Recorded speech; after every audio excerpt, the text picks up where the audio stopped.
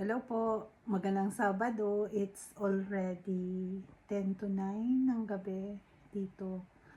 So, it's 9:50 in the evening. So, good morning pala dyan sa Pinas kasi it's already madaling araw.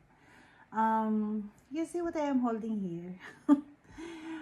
Kasi, solo flight ako since yesterday, ano. So, babalik sila siguro bukas pa ng gabi.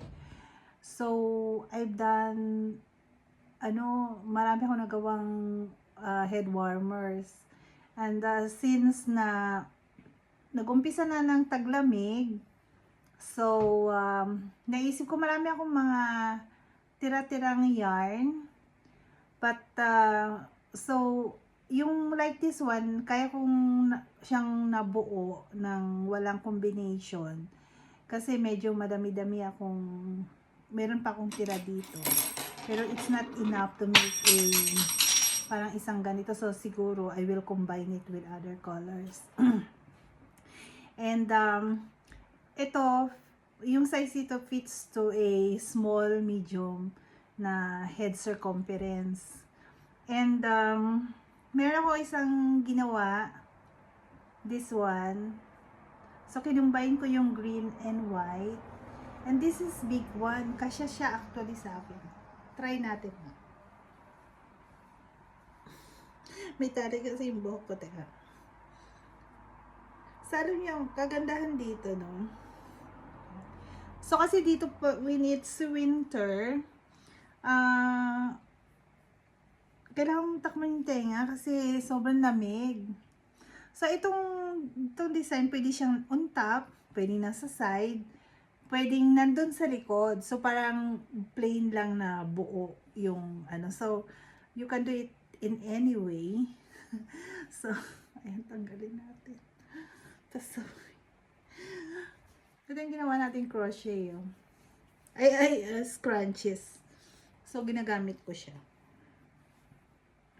So, itong green, ayan. Ginawa ko ayan. So, ipapakita ko sa inyo how we do this. Ito. Kung paano natin siya tinatahi. But before that, share lang din ako sa inyo.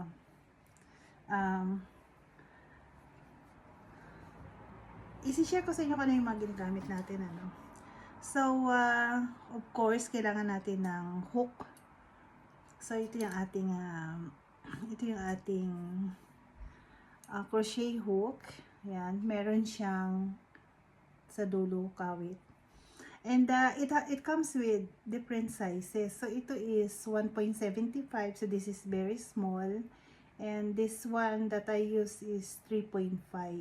So paano nyo malalaman na yung hook na gamit nyo is suits dun sa size ng yarn? So pag nagbili kayo ng yarn, meron po yung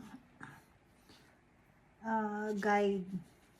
So, nagbibigay sila ng suggestion kung anong size ng hook, kung ilang millimeter yung pasa, ay ano yun, nag-Norwegian ako, fits dun sa size ng yarn.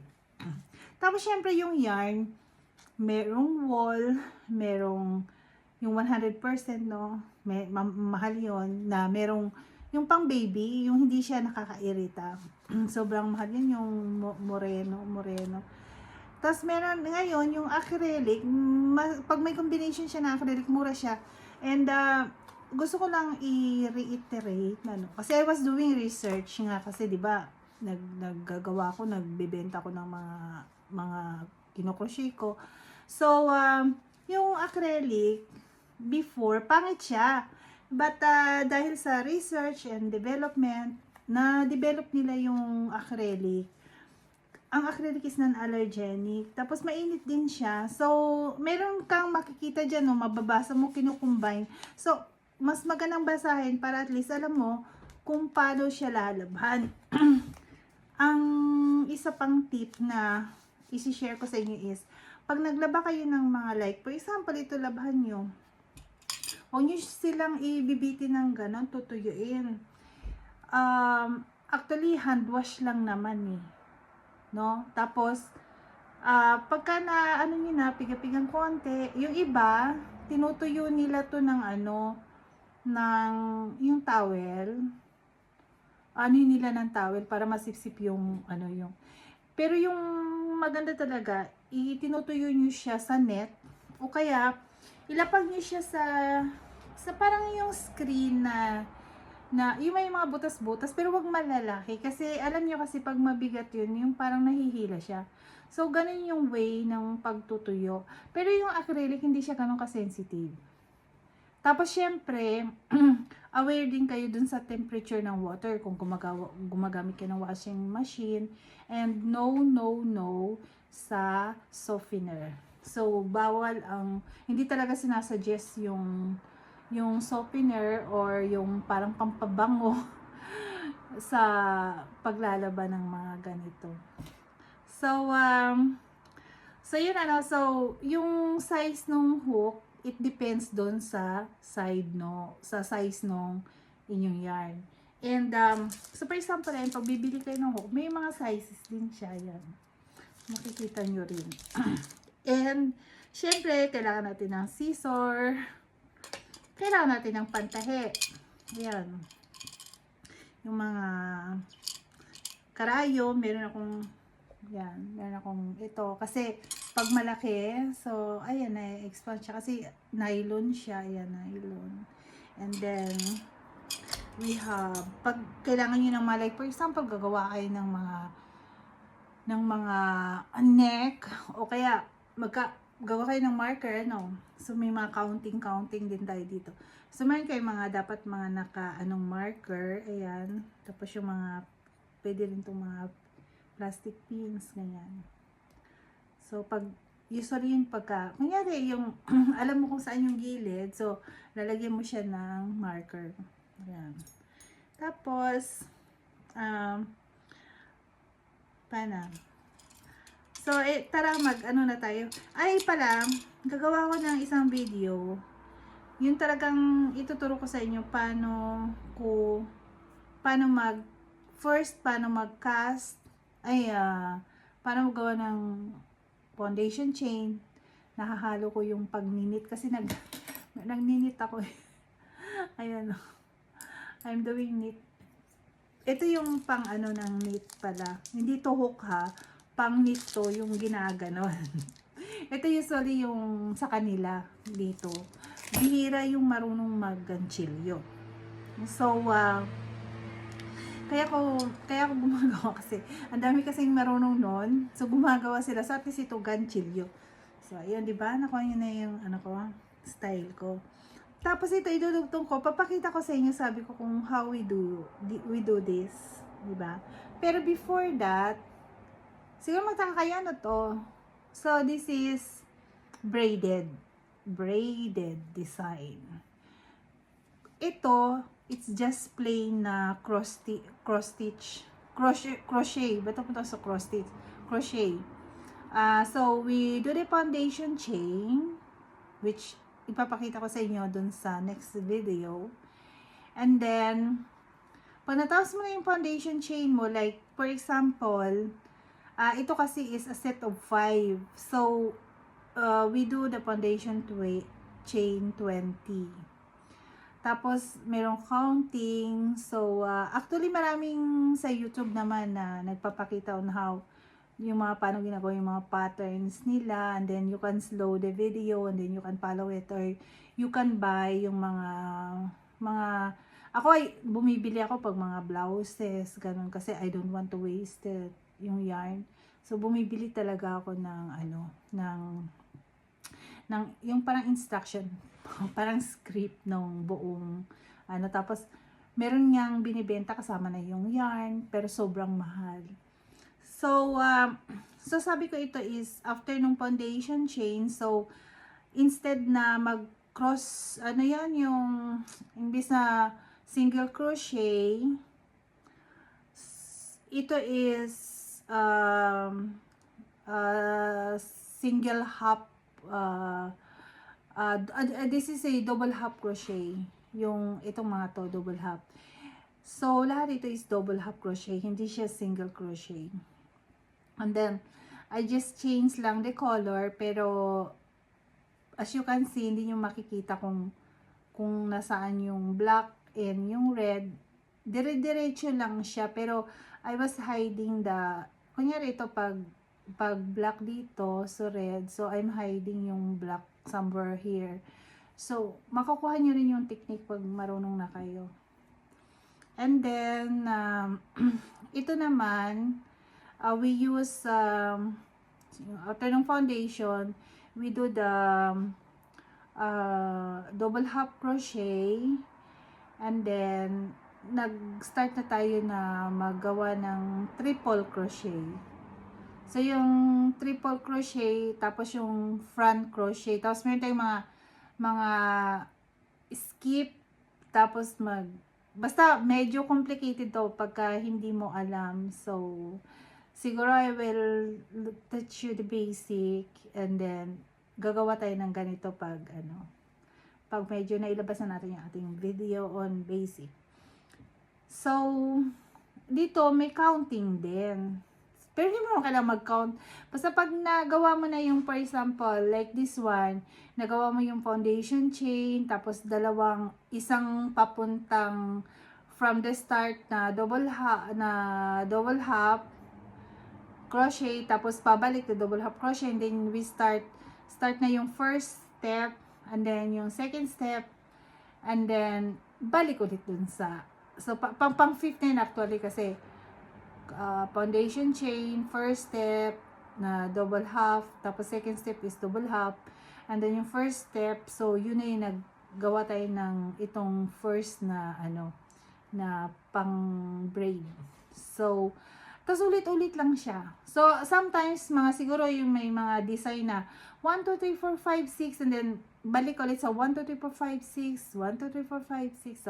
So minsan, susundan mo lang yung start, and then ikaw na yung gagawa later. And syempre yung mga sizing, meron namang mga sizing na makikita ka sa Google, yung mga paano yung size ng, for example, yung head circumference. So syempre umuuna tong mga to. So meron diyang mga recommended for example, sa crochet, gano'n. So ibibigay nila sa'yo. So, hindi naman mahirap. And, matyaga lang tayong maghanap. So, ngayon, papakita ko to sa inyo. So, actually ito, pwede na natin siyang i-hide. So, what we will do is, nasa na yung aking, tanugan natin. Ayan. Masyadong malaki to. Wala ako sa maliit. Ayan.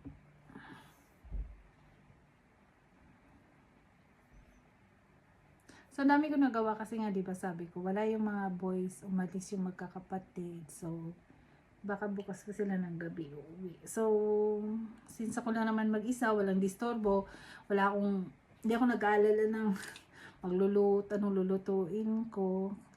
Kasi kahapon nga, nag-gisa ko ng maraguso, yung ampalaya, ang sarap, may itlog. Tapos, nung isang araw naman, kasi nagpunta ako ng Forda, so bumili ako ng okra. Tapos, kangkong. So, nag-adobo ako ng Chinese kangkong. Tapos, yung okra, sinapaw ko sa kanin. Uy, charap-charap. Tapos, bumili akong bangus. Isang pack lang na bangus. Pero yung isang pack na bangus, meron siyang dalawang laman. So, ito ito kasi hindi mo alam kung nasaan where's the wrong side, where's the right side. Pero ako kasi alam ko. So, ito yung aking wrong side. This is my right side. So, kung ito yung wrong side ko, pag gagawa ko ng ganito, yan. Idudugtong ko sila. So, ang gagawin is, yung wrong side, dapat nasa labas. So, itutupi ko siya. Ayan. Ito right side to, ha. So, itutupi ko. Ayan. So, yung wrong side, yung nasa labas. And then, we will do the same dito sa kabilang dulo. Ayan. So, ayan. Ayan siya. So, yung right side, nasa loob. Yung wrong side, nasa labas. Pero, tingnan ko nga. Kasi ako tinitingnan ko yung pino. Kung saan yung mas mapino. Ayan. Pero pareho lang naman din yan. Ayan. So, ang gagawin natin is like this. Itong dulo, yan. At itong, di ba, hawakan mo sa gitna, tapos imimit natin silang ganon. Ayan. Nakita niyo, ayan. Ayan. Itong dulo, ayan. Tapos itong isa, tapos isa. So, ayan na sila. Nakita niyo? Para silang palaman na pinagtagpo. Ayan o. Ching! Ayan. Ayan na. Nakita niyo na, no? So, ayan. Basta laging tandaan, sa labas ang wrong side, sa labas ang wrong side. Tapos, imimit niyo silang dalawang ganyan. So, ayan. Tapos, siguraduhin niyo lang na hindi tapingi, na nasa gitna. Ayan. Yung dalawang dulo, i-grab nyo ganyan, no? Ayan.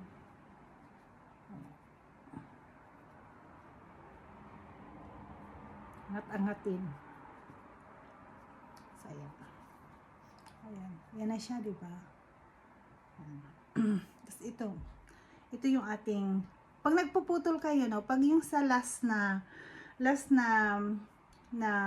ano nyo na crochet, na wag nyong puputulin ng sagad. So, maglagay kayo ng, yun yung pang, kahit na yung pang ano nyo, yung itatago nyo sila. Kasi, pagka pinutol nyo ng sagad, tapos ano yung pagkakabuhol nyo, so, pwedeng manas na matanggal yung mga ginanchilyo nyo. So, ang gawin nyo, maglagay kayo ng thread na ma-secure siya. So, inuulit ko yun, ano, yan na sila. Ilabas lang natin, dapat pantay sila sa taas, diba yan, ganyan, ganyan. Tapos ngayon, ang gagawin mo, tatahiin natin to. So, dahil yan siya, kunin ko yung nasa loob, no, ayan. Kailangan natahi mo siya kasama nung ano, ayan. Ayan. Tapos ibabalik lang natin. Ayan.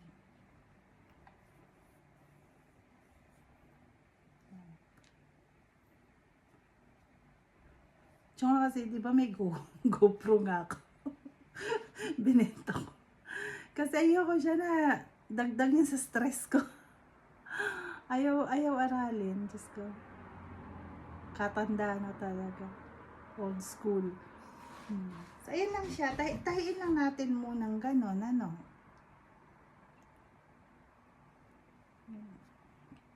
Ay, natanggal. Josephina, tinanggal mo. Ayan. Balik-balik lang.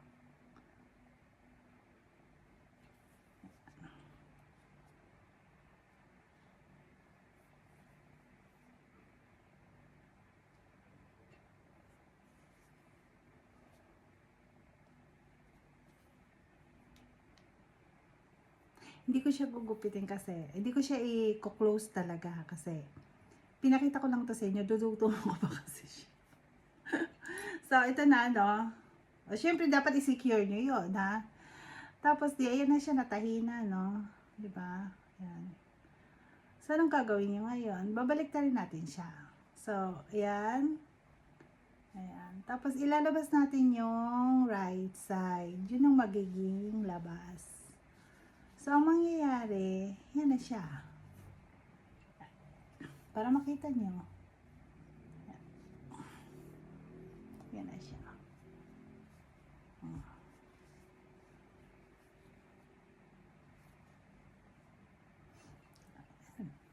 So, mas malinaw.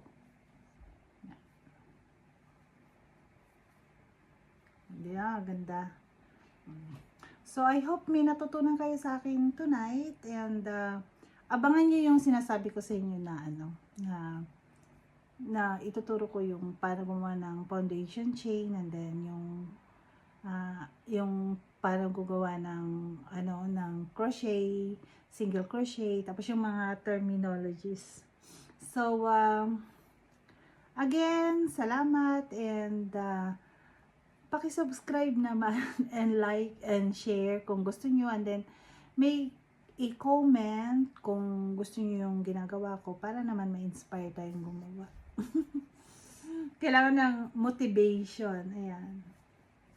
So, ayan. Tapos, siyempre, bibigay tayo ng mga tips ulit, no? Kasi, taglamig na ngayon eh. So, okay, I hope you have all a nice evening, and masarap na tulog sa mga taga-Pinas, and see you ulit sa ating next na video. God bless us all. Bye-bye!